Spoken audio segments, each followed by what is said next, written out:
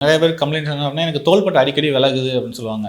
ஒரு 4 வருஷம் 5 வருஷத்துக்கு முன்னாடி ஒரு விளையாண்டுட்டு இருக்கும்போது, இல்லை ஏதாவது ஒரு ஷர்ட் ஏதாவது கிரிக்கெட் விளாடும்போது, இல்லை ஷர்ட் ஏதாவது தூக்கும்போதோ என்ன ஆகும் அப்படின்னா, வேலை பார்த்துட்டு இருக்கும்போதோ தோள்பட்டை விலகி போயிருக்கும். அதை என்ன பண்ணுவேன், எங்கேயாவது ஒரு இடத்துல எடுத்து வச்சுருப்பாங்க. ஆனால் கரெக்டான முறையான ட்ரீட்மெண்ட் இல்லாதனால திரும்ப திரும்ப அதே மாதிரி விலகிட்டே இருக்கும். அந்த 2, 3 வருஷத்துலேயே ஒரு 4, 5 தடவை திரும்ப திரும்ப விலகிடும். முக்கியமாக இந்த மாதிரி பவுலிங் ஆக்ஷன் பண்ணும்போது, கை இந்த மாதிரி கொண்டு போகும்போது, இல்லை ஷர்ட் ஏதாவது எடுக்க போகிற நேரத்தில் கை திரும்ப விலகிடும். இல்லை தூக்கத்திலேயே கை அப்படி திருப்பி தான் போட்டிருப்பாங்க, பார்த்தோம்னா கை விலகிட்டு திரும்ப கடுமையான வலி இருக்கும். அடுத்து திரும்பவும் கொஞ்ச நேரம் கழிச்சு யாராவது ஒரு ஆள் பார்த்து எடுத்து வைப்பாங்க, திரும்ப உள்ளே போகும். அடுத்து திரும்ப இதே மாதிரி திரும்ப திரும்ப நடந்துக்கிட்டே இருக்கும்.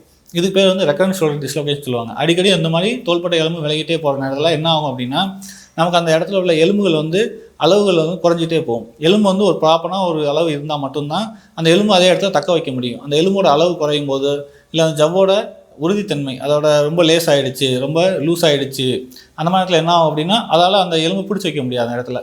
அதனால தான் ஈஸியாக அந்த மாதிரி இடத்துல விலகிட்டே ஆகும். இதனால் என்ன ஆகும் அப்படின்னா, நமக்கு ரொம்ப சீக்கிரமாகவே தேய்மானம் வந்துடும்.